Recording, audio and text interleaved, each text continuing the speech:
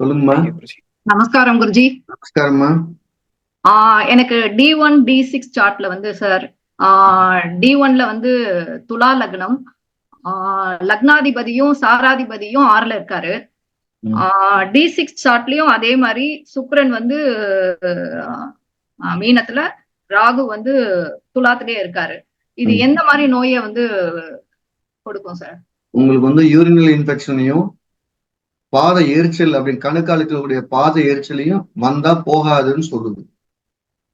இவங்களுக்கு வந்து சப்போஸ் கர்ப்பப்பையில தொந்தரவு என்ன கர்ப்பப்பை விரிவாக ஆண் ஜாதகம் சார். ரெண்டையுமே சொல்லிடுறேன். ஆண்களுக்கு யூரினல் இன்ஃபெக்ஷன் வருதுன்னா விதை வீக்கம் இந்த மாதிரி விஷயங்கள் வந்தா போகாது. வந்தா அது பெரிய சர்ச்சையில கொண்டு விட்டுரும். பெண்களா இருந்தா கர்ப்பப்பை விரிவாக்கம், கர்ப்பப்பையோட சுருக்கம் இது தொந்தரவு பண்ணும். இந்த வியாதி அதாவது D1 D6 சார்ட்ல ஒரு கிரகம் ராசியிலையும் அந்த சித்தர் ஒன்னா இருந்தா வியாதி வந்தா போகாதுன்னு அர்த்தம். அது எப்படி சார் போக வைக்கிறது அப்படின்னா, வந்தவனே ஸ்பெஷல் டாக்டர்கிட்ட போயிடணும். சின்ன டாக்டர் போயிடக்கூடாது. ஏன்னா அவர் சரியா கவனிக்காம விட்டுருவாரு.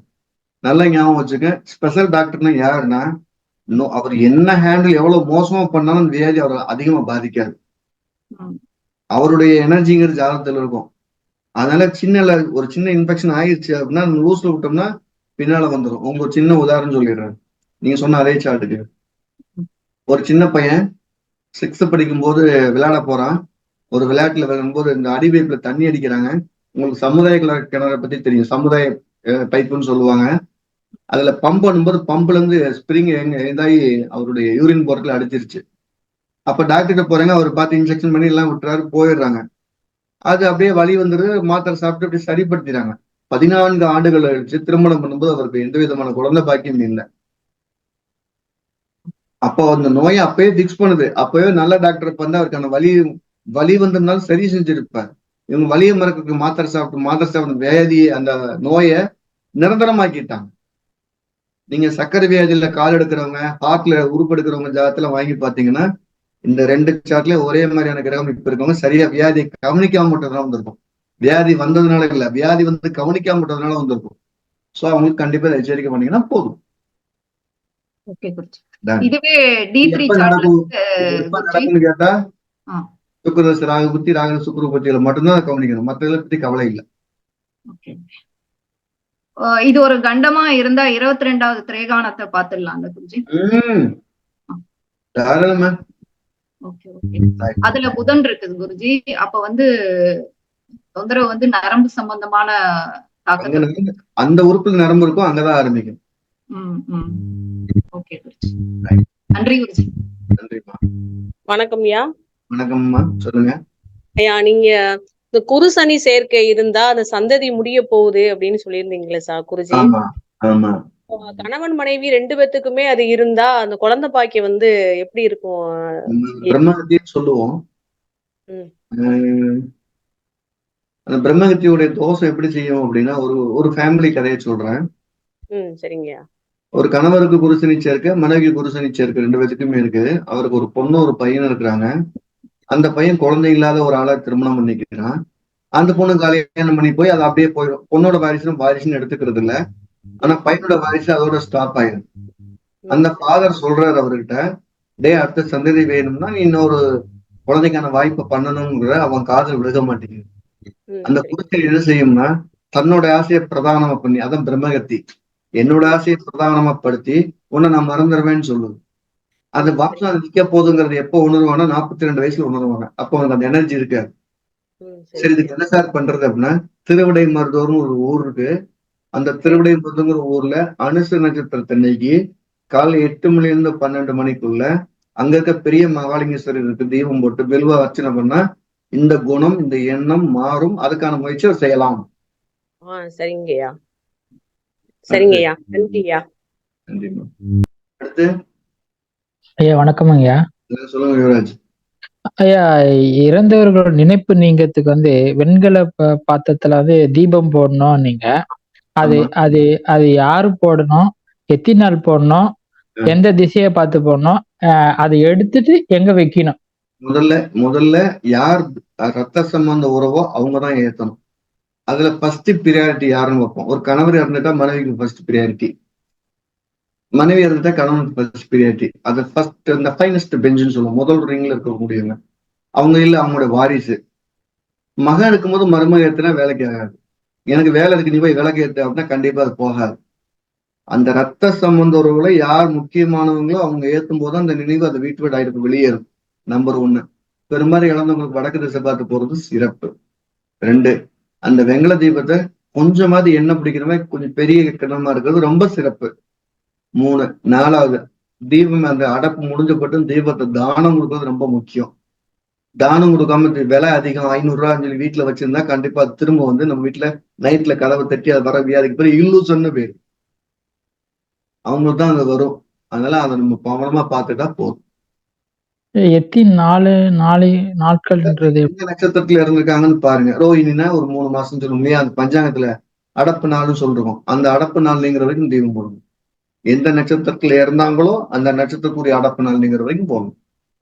அப்ப இந்த அடப்பு எப்படி வரும்? மகர ராசியில இருந்து மீன ராசிக்குள்ள இறக்குறவங்களுக்கு தான் அடப்பு அதிகமா வரும்.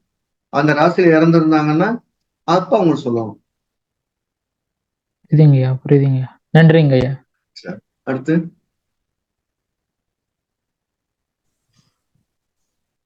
வணக்கம் ஐயா, சென்னையில இருந்து புஷ்பராஜன். சொல்லுங்க சார். வணக்கம் புஷ்பராஜ், திருப்பூர்ல ஜிகே. ஐயா, ஒருத்தருடைய கர்ணநாதனே எல்வியா இருந்தாருன்னா என்ன மாதிரி பலன் இருக்கும்? ஏன்னா கர்ணநாதன் வந்து நிறைய பணம் வச்சிருப்பாப்பா, இருங்க பை நிறைய பணம் வச்சிருப்பாரு அப்பா, ஆனா மகனுக்கு கொடுக்க மாட்டாரு. அதான் கர்ணநாதனே எல்தியாக இருக்கக்கூடிய கிரகம். வாங்கி வந்த வரம் அப்படி. எப்பவுமே எல்டிங்கிற கிரகம் அப்படிங்கிறது வந்து யோகாதிபதியாகவும் கர்ணநாதனும் இருக்கிறது அவன் நல்லது இல்லை. அடுத்து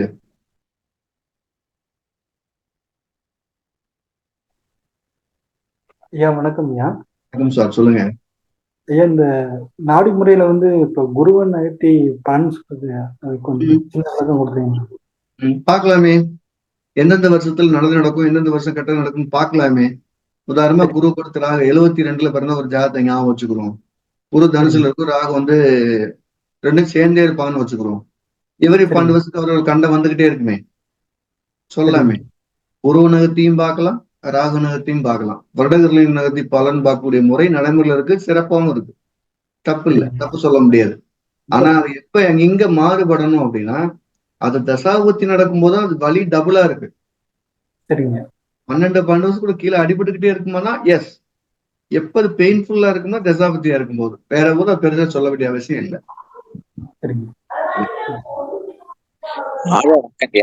கௌதம் சேனல் பேசுறேன். சொல்லுங்க சார். ஐயா, ஒரு கிரகம் நின்ற வீட்டு வேலையை செய்யும் அப்படின்னா அந்த கிரகத்துக்கு வீடு கொடுத்த பாவாதிபதியோட செயல்பாடுகளை எப்படி கணக்குல எடுத்துக்கிறதுங்கய்யா? அவருதான் இந்த கிரகத்துக்கு தைரியத்தை கொடுக்குறாரு. அட்ரா நான் இருக்கேன், அட்ரா தூக்குடா அப்படின்னு சொல்றது யாருன்னா பாவாதி, அந்த டெபாசிட்ட தேரி. இல்ல, இப்ப ஒரு வலுவா இருக்காரு, வலுவா இல்ல அப்படின்ட்டு அவரோட செயல்பாடுகளை எப்படி பிரிக்கிறதுங்கய்யா? இங்க பாருங்க, ஒரு உதாரணம், ஒரு கிரகத்தையே சொல்லுவோம். சனி விருட்சத்துல வச்சுக்கிறோம், ரைட்? சரிங்க. அவருக்கு இடம் கொடுத்துக்கிறோம். செவ்வாய் வந்து பலகீனமா இருக்கு, கடகத்துல பலகீனமா இருக்காருன்னு வச்சுக்கிடுவோம். சரிங்க. இந்த சனி என்ன செஞ்சாலும் பயந்துகிட்டே செய்வார். அதே சனி வந்து சிம்மத்துல இருக்காருன்னு வச்சுக்கிடுவோம், செய்யறத தைரியமா செய்வார். எப்படி செய்வாருன்னா அந்த செவ்வாயோட காரகத்தை அவருக்கு என்கரேஜ் பண்ணும், பண்ணுன்னு சொல்லுவோம். ஓகேங்க, நன்றிங்க. இது ராசியாதிபதிக்கு மட்டுமில்ல, நட்சத்திராதிபதிக்கும் எடுத்துக்கிடலாம். ஓகே. இப்ப வீடு கொடுத்தவர் 6, 8, 12 அப்படிங்கிற பாவத்துக்கு போனாருன்னா செயல்பட மாட்டாரு, செயலுக்கான தைரியத்தையும் ஊக்கத்தையும் கொடுப்பார். ஓகே, நல்லது. பெயிலான நான் பாத்துக்கிறேன், என் வீட்டுல இருந்து எழுதுறா அப்படிங்கிற என்கரேஜ கொடுப்பார். ஓ, நல்லதுங்க, நன்றிங்க. நன்றி ஐயா. வணக்கம். வணக்கம் ஐயா. வணக்கம், சொல்லுங்க பெருமாள். ஐயா வணக்கம் ஐயா. வணக்கம், சொல்லுங்க ஐயா. ஒரு மனிதனுடைய இறப்பு நடக்கும் அப்படின்னா அது விதி முடிஞ்சாதான், விதி முடியறதுக்கு முன்னா இறப்பு நடக்குங்களா? எனக்கு கேள்வியே புரியலையே. எப்ப விதி முடியும் எனக்கு தெரியாதே. நம்ம விதி முடிஞ்சதான் ஒரு மனிதனுக்கு இறப்பு நடக்குங்களா? ஆமா, அப்பதான் நம்ம அதான் நம்புறோம். நம்ம விதி முடியாம அந்த இறப்புங்கிறது ஒண்ணு நடக்குமா? விதிங்கிற வார்த்தை அப்படிங்கிறது கண்ணுக்கு தெரியாத ஒண்ணு.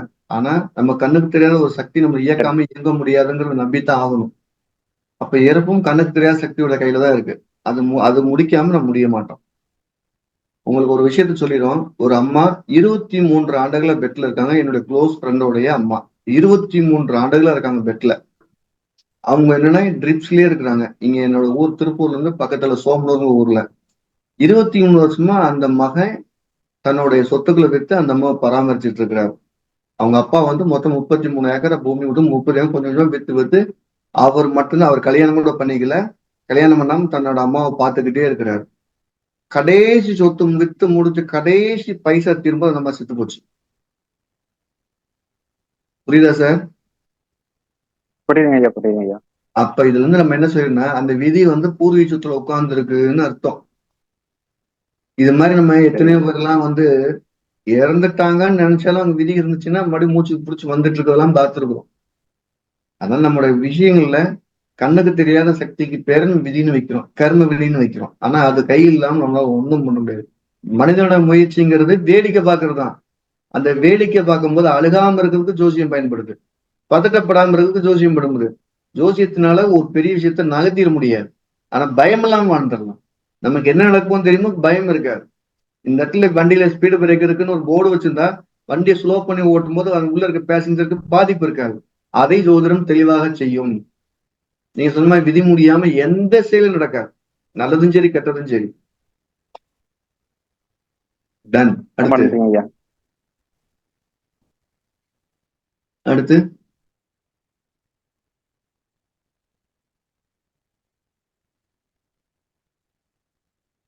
பொன்னான நேரத்தை வீணடிக்க வேண்டாம், மடமடம் என்று கேட்டுள்ளவரும்.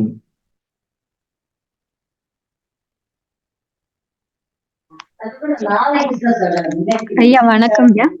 வணக்கம்மா. ஐயா, ஆர்டிசம் டிஃபெக்ட் வர்றது எதனாலங்கய்யா அந்த பாதிப்பு குழந்தைங்க பிறக்கிறது? என்ன கேள்வி? ஆர்டிசம் கேட்டியாமா? ஆமாங்கய்யா. நம்முடைய 8ஆம் அதிபதியும் லக்கண டிகிரியும் இல்ல 8ல நிக்கிற கிரகமும் லக்கண டிகிரியும் ஒன்னாக இருந்தால் நமக்கு குறைபாடு உள்ள குழந்தை பிறக்கும்னு நிதர்சனமா தெரியும். ஒண்ணு நல்லா இங்க ஜெயதேவி. சரிங்க. ஒரு மிதன்லக்கண ஜாதகத்தை வச்சுக்கிறோம், லக்கணம் 10 டிகிரில வச்சுக்கிறோம். 8ஆம் இடத்துல எந்த கிரகம் இருந்தாலும் 10 டிகிரில வந்து அவங்களுக்கு ஒரு ஆர்டிசம் செயல் பிறக்க போகுதுன்னு சொல்லுது. ஒண்ணு. எப்ப சார் பிறக்குன்னா 8ல நிக்கிற கிரகத்தோடைய கிழமையிலயும் நட்சத்திரத்திலயும் அவங்க வந்து குழந்தைக்காக முயற்சி செஞ்சாங்கன்னா நடக்கும், இல்ல நடக்காது. சரிங்க.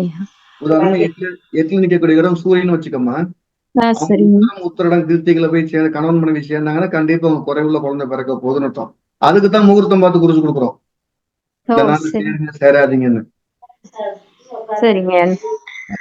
இப்போ என்னோட அண்ணனோட பையன் வந்து அந்த டிஃபெக்ட்ல இருக்காங்கய்யா. அவங்களுக்கு 23 வயசு ஆகுதுங்கய்யா. அவங்களோட கர்ம பலன் எப்ப தீரும்? அப்படி பார்க்க முடியாது. இது வந்து ஒரு கேள்வி பதிலுக்கான நிகழ்வு. இதுல ஒரு ஜாதகத்தை விரிவா கேட்க வேண்டாம், நம்ம தனியா வேணா பார்ப்போம்மா. அடுத்து. வணக்கம் ஐயா. வணக்கம்மா. ஒரு குடும்ப ஜாதகத்துலயா ஒரே கிரக சேர்க்கை செவ்வாய் கேது 3 பேருக்கு இருக்குன்னா அவங்க அப்பா மகன் மகள் 3 பேத்துக்கும் அப்பாவுக்கு எங்க இருக்கு? மிதுனத்துல காற்று ராசியில, அவங்க மகளுக்கு துலாம் காற்று ராசியில, மகனுக்கு நெருப்பு ராசியில தனுசுல. இத வந்து வெவ்வேறு தத்துவம் உள்ள ராசியில இருக்கிறதுனால என்ன மாதிரி கர்மா செஞ்சிருப்பாங்க இவருக்கு? கண்டிப்பா தீப்பிடிச்சு இறந்த குடும்பம் அந்த நபர்களை ஒருத்தர் கண்டிப்பா இருப்பாரு. அவங்கள்ட்ட நீ கேட்கணும், கரண்ட் அடிச்சோ கரண்ட்ல இறந்தோ இல்ல தீக்குளிச்சு இறந்தவங்க ஒருத்தங்க இருக்காங்களான்னு கேட்கணும். இல்லையா யாராவது கல்யாணம் பண்ணாம தேசாந்தரம் போனவங்க இருக்காங்களான்னு கேட்கணும். இல்லாம இந்த கிரக சேர்க்கை தொடராது. அது வெவ்வேறு தத்துவத்துல இருக்கிறது. ஒரு இடத்துல உதாரணம் அப்பாவுக்கும் மகளுக்கும் காற்று ராசி இருந்தா கொஞ்ச நாளைக்கு அவர் வந்து ஊரா போயிருப்பாரு, இறுதி காலத்துல சொந்த ஊருக்கு வந்திருப்பாரு. அந்த நெருப்பு ராசி வந்து நெருப்புல இறந்தவங்களை குறிக்குது. ரெண்டுமே ஃபயர் பிளானட்டுமா, கேதுவும் செவ்வாயும். அதனால அந்த நெருப்புல அது கேஸ் வெல்டிங் ஞாபகம் வச்சுக்கணும். சும் கத்துற மாதிரி ஒரு வெப்பத்துல இருக்க மாதிரி ஒரு ஜீவன் அங்க வலிச்சிருக்குன்னு சொல்லிக்கிறோம். எல்லாத்தோட நீங்க சொன்ன முக்கியமான தத்துவமே 2 உபயராசியில சொல்லிட்டீங்க, மிதனத்தையும் தனுசையும். அது வந்து ஜீவ வீடு, உயிர் உள்ள ஒரு நபர் தான் அறிஞ்சிருக்க. அடுத்து ஐயா நமஸ்காரம் ஐயா. சொல்லுங்க சார். ஐயா நமஸ்காரம் ஐயா. ஐயா எனக்கு ஒரு சின்ன சந்தேகம் ஐயா. இப்போ நட்சத்திர பரிவர்த்தனை ஆகும்போது ராசி பரிவர்த்தனை ஆகுங்களா? அப்படி ஆகணும் அவசியம் இல்லையே. உதாரணத்துக்கு ஒரு ஜாதகத்துல தனுசு லக்னம், லக்னத்துக்கு 7ஆம் வீட்டுல ராகு சனி திருவாரூர். சொல்லுங்க சார். ரெண்டுமே ஆகிறதுக்கு பாசிபிலிட்டிஸ் இருக்கு. உதாரணம் இப்படி எடுத்துக்கிறோம், புதன் வந்து புனர்பூசத்துல இருக்குன்னு வச்சுக்கிறோம், குரு வந்து ரேவதில் நட்சத்திர பரிவர்த்தனை ஆகும். ராசி பரிவர்த்தனை ஆகிறதுக்கு வாய்ப்பு இருக்கு. சூரியன் சனி எல்லாம் இருக்கு எப்படிலாம். இப்போ ஒரு ஜாதகத்துல வந்து தனுர் லக்னத்துக்கு 7ஆம் வீட்டுல ராகு சனி வந்து திருவாதிரையில இருக்கு. அதே தனுர் லக்னத்து நபருக்கு 12ஆம் வீட்டுல அனுஷத்துல ராகு இருக்கு, மகரத்துல செவ்வாய் அவுட்டத்துல இருக்கு. இப்போ சனி வந்து நட்சத்திர பரிவர்த்தனை ஆகும் போது விருச்சிகத்துல வரும்போது வந்து நான் புரிஞ்சுட்டேன். ஒரு பரிவர்த்தனை தான் செய்யும், நட்சத்திர பரிவர்த்தனை அவர் ஸ்டாப் பண்ணிக்கிறார், ராசி பரிவர்த்தனைக்கு போக மாட்டார். ஓகே, விருச்சிகத்துல இருந்து மகரத்துக்கு போக மாட்டார், அவுட்டத்துல. ஓகே ஓகே, நட்சத்திரம்னா நட்சத்திரம். நீங்க சொல்ற ஜாதகம் வந்து சனி தனுசு லக்னத்துக்கு 7ல சனி இல்லையா? ஆமாங்க ஐயா. கிட்டத்தட்ட ஒரு 73 74 பிறந்த ஜாதகமா இருக்கும். 75 ஐயா. ரைட்டு. அப்படின்னா உங்களுக்கு ராகு வந்து விருட்சத்துல இருக்கிற அனுசத்துல இருக்கிறாருன்னா சனி ராகு நட்சத்திர பரிவர்த்தனை, ரைட்? ஆமாங்க ஐயா. சனி விருட்சத்துக்கு வந்துடுறாரு, வந்தப்பட்டு அது செவ்வாய் சனி ராசி பரிவர்த்தனை ஆகவே ஆகாது. செவ்வாய் வந்து அவுட்டத்துல மகரத்துல இருக்கு. நீங்க சொன்ன ஜாதத்துல செவ்வாய் உச்சமா இருக்கு, ரைட்டா? ஆமாங்க ஐயா. அதனால பரிவர்த்தனை செவ்வாய் முடியும் ஆட்சியா வருமானா வராது. ஓகே ஓகே, ஆட்சி மாறாது. ஓகே வராது.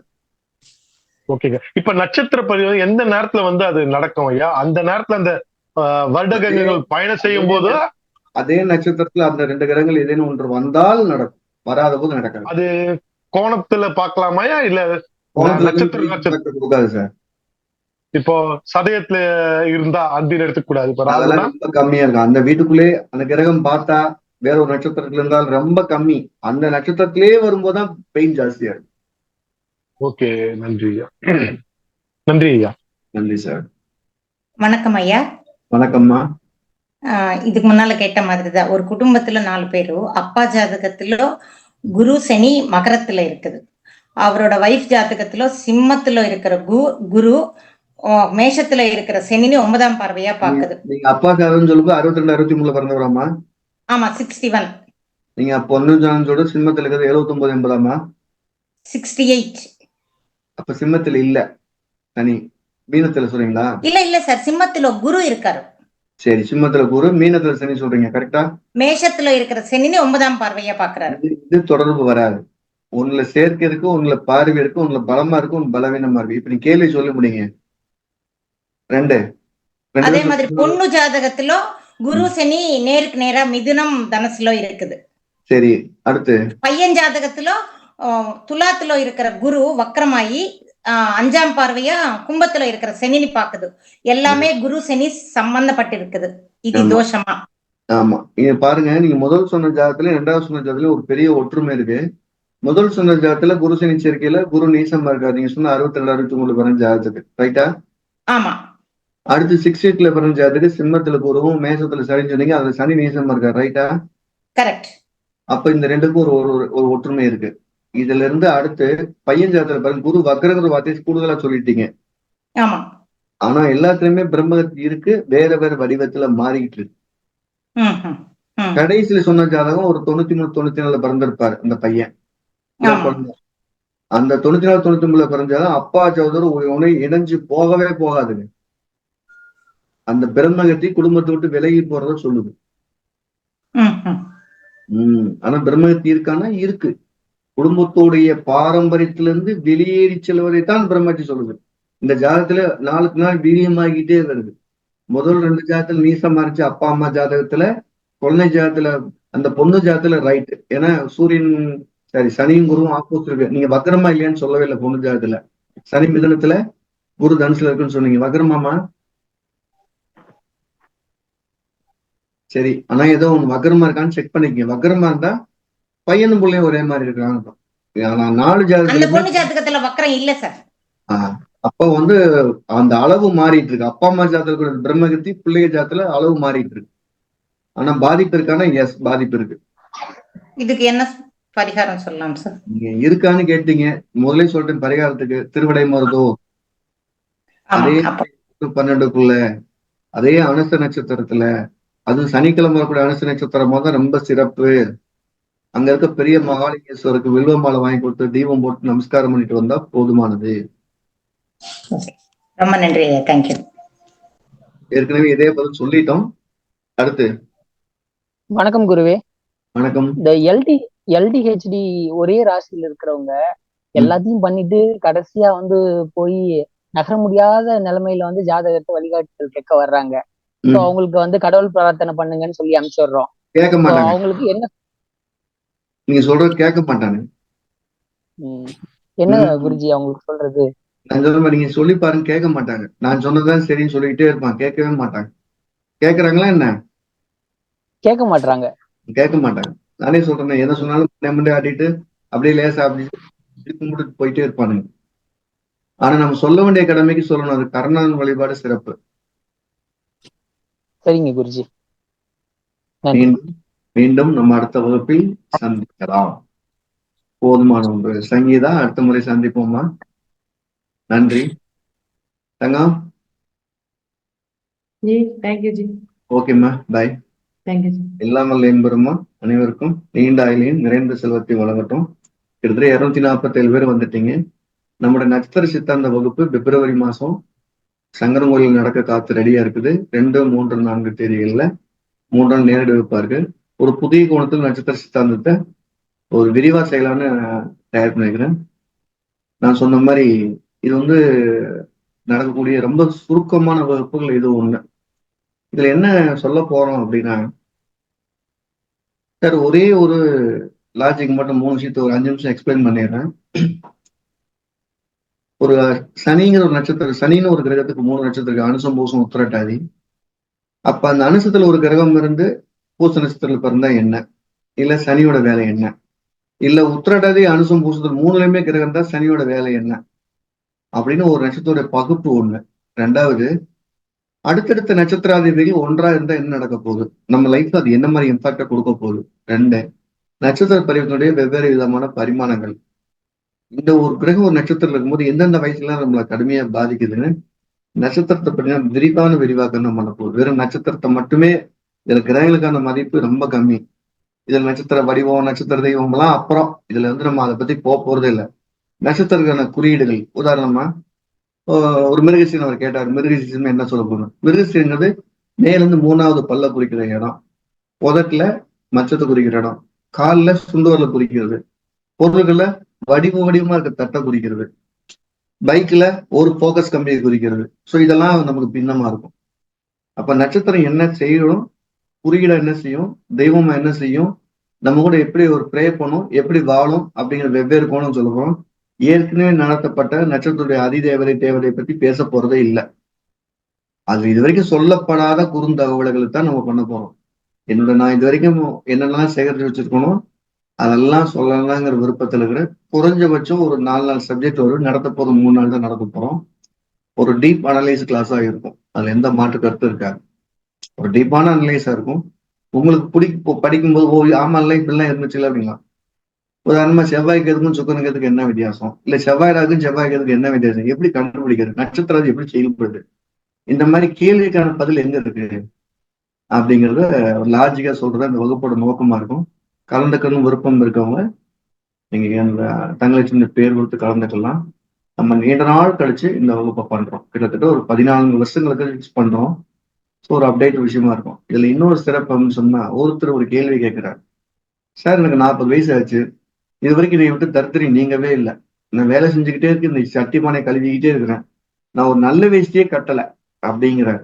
ஆனா அவர் ஜாதகத்துல எல்லா கிரகமே நல்லா இருக்கிற மாதிரி எல்லாம் சமகராஜா ஒரு காத்திருக்கு இருக்குங்கிறாங்க, நல்ல சாப்பாடே சாப்பிடல அப்படிங்கிறாங்க. அப்படின்னு ஒரு கேள்வி. அதை எப்படி கண்டுபிடிக்கிறது? இன்னொருத்தர் சொல்றாரு, சார் நான் பிறந்ததுல இருந்து இது வரைக்கும் கஷ்டமே எனக்கு தெரியலேங்கிறார். அவரும் கிரகத்துல இருக்கிறார். இதெல்லாம் என்ன சொல்ல காத்திருக்கு. இது எல்லாத்தோட சிறப்பு ஒரு பாவத்தோடைய புள்ளி அப்படிங்கிற அந்த நட்சத்திராதிபதியோட நோக்கம் என்ன, ராசியாதிபதிக்கு நட்சத்திராதிபதிகளோட வித்தியாசம் என்ன, ஏன் அதை அப்படி நம்ம படிக்க மாட்டேங்கிறோம், ஏன் குழப்புது அப்படிங்கிற விஷயத்தையும் நம்ம பார்க்க போறோம்.